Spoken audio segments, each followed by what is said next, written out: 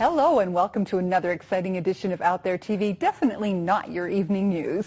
Hello, everybody, and thanks for joining us tonight. An incredible show coming up. First-time guest is Dr. Hildegarde Staninger. Is that correct? Yes, and she's talking about Morgellons. She's one of the foremost researchers on the syndrome.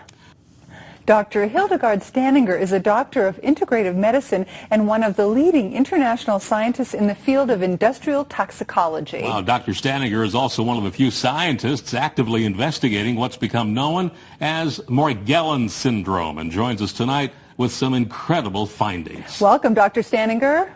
Thank you very much for having me on the show. Thanks for joining us. Wow, what research you've done. Now, this is a first time for most of our viewers, so tell us, what exactly is this Morgellons problem? The Morgellons problem is a syndrome, a disease that has specific things in common with all parties that are developing these symptoms.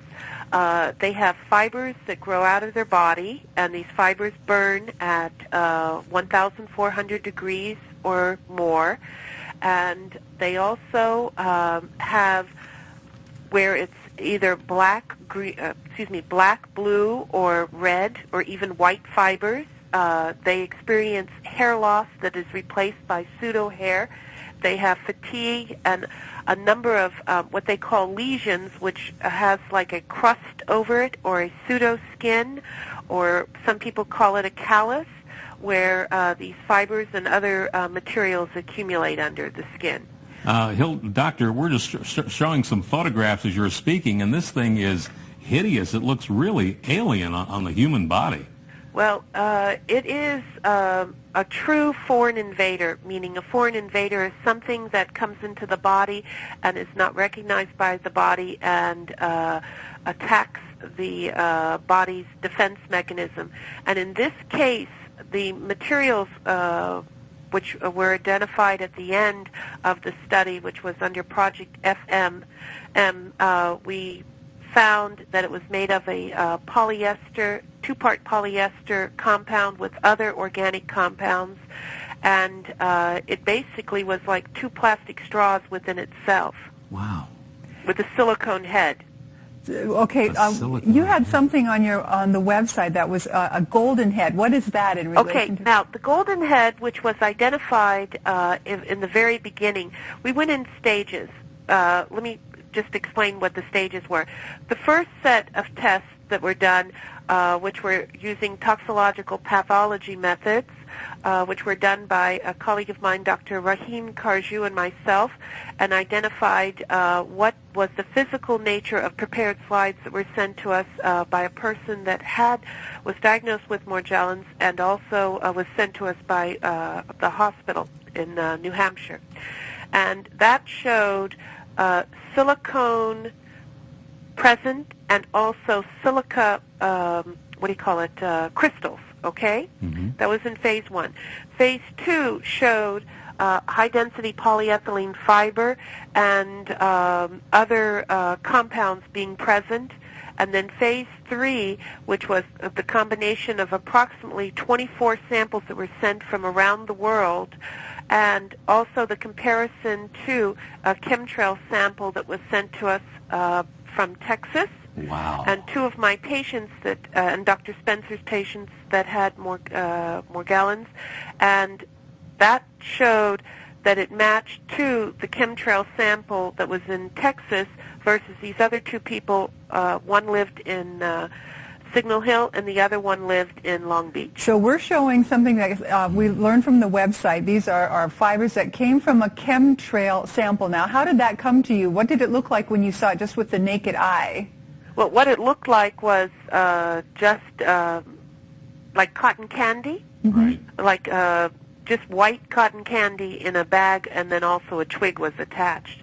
Because the person who took the sample saw it falling from the sky and was able to gather it and date it when they gathered it and put it into proper Ziploc bags.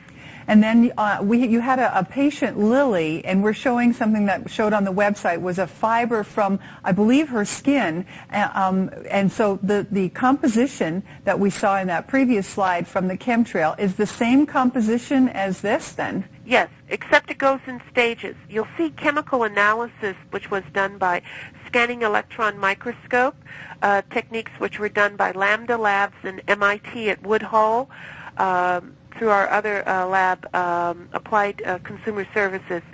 The thing is, which is important, is that as this material ages, other compounds are shown, because these compounds that were shown as metals are transitional metals that make a battery. Thus, the compounds use the cells to make its own battery, where they have a silicone or a gel in between the cells that allow it to be like suffocated or held within. Each one of the patients that Dr.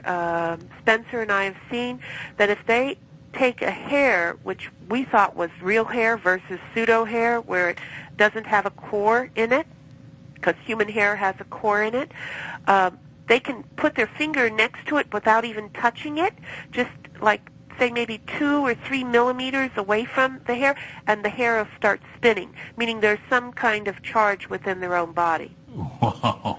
And we have measured, we had a company that brought over a new machine, the ESC from Korea, and we did urine samples, and conductivity is very high in a human being if it's near 1.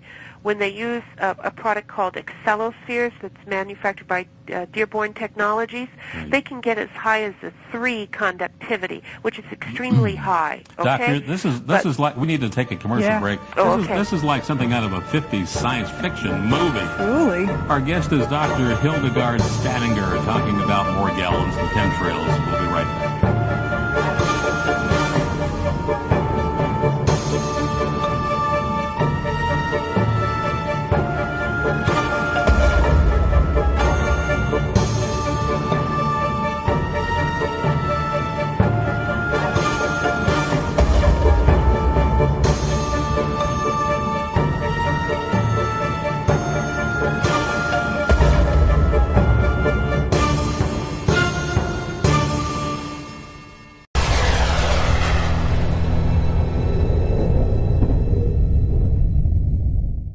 Trying to call Okay. me, Oh, sorry. We got somebody on the line there. Oh, okay. You were there. Hi, doctor. Okay. Yeah, we were thinking that there's no one there because I didn't hear a commercial. Oh, yeah, just took a little bit of a break. Now, listen, when we left, there was we were talking about electrical conductivity, and let's go back a little bit and make sure we understand this. Right. These fibers, they are somehow electrically charged? No. They come in nanoparticles. We didn't even go there yet. Oh, okay. And those particles make up what they call an array, meaning they go in a straight line and they connect. Mm-hmm. And you can see them on the early pictures, which were on like the silicone pictures, and they connect and make a fiber. Okay, I don't think we have a picture of that, but I'll try with one here. Okay, but I'll review that. Yeah. Okay, what I was saying earlier in reference to transitional metals and the conductivity. Transitional metals are metals that make up charges, being iron, sulfur, etc., and phosphorus.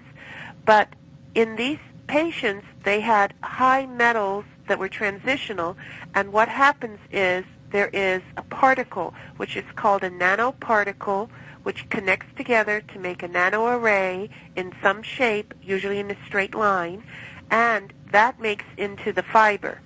And that was shown in earlier pictures that Dr. Carjou took, where you could see there was an association between the particles connecting together. Okay. Doctor, this may be a ridiculous question, but the chemical analysis of these fibers, is it earthly or is it extraterrestrial? No. What I found was earthly, meaning when these nanoparticles come into the body, and they could become as smart dust or straight particles, what happens is it has some kind of nanoparticle which is called a nano assembler, meaning it uses body materials to make its network of fibers.